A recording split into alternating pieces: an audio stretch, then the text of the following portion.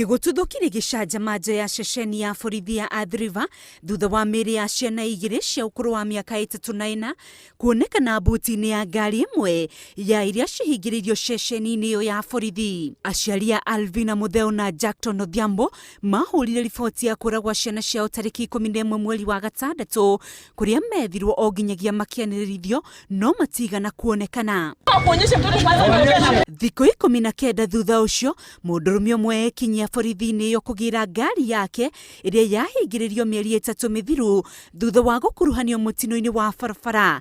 Aneo macabi ma ngari yake nĩho aiguire kĩhera kĩũru gĩkiuma ngari-inĩ yake na amenyithia borithi. Agĩkĩra ũhoro ũyũ mũkonde, OCPD wa Athi River Catherine Ngara augĩte nĩ ũndũ wĩna Kiriga no thuthuria nĩ wambĩkĩtwo nĩguo kumbũrania ngero ĩno. Kulikuwa na incident which is under investigation by the homicide team where we have discovered 2 bodies of a boy and a girl aged between 3 and another one 4 respectively.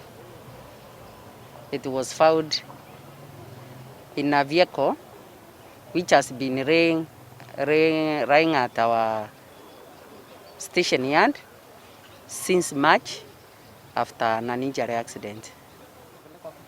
The bodies have been taken to Chiromo mortuary for further investigation by homicide team. O tiga aciari a ciana icio, mũingĩ na andĩki a mohoro matinetĩkĩrio gũkuhĩrĩria ngari ĩyo o nginya rĩrĩa maabitha a rũhonge rwa Flying Squad na rũhonge rwa ũthuthuria wa njama cia ũragani mekinyirie ceceni-inĩ ĩyo na hau mĩĩrĩ ya kuo na gũtwarwo mocarĩ.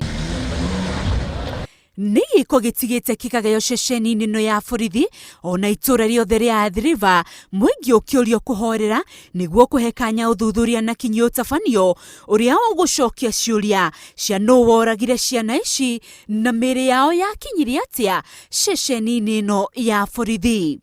Handũ-inĩ ha Inooro TV, rĩtwa rĩakwa nĩ Windrose Wangui.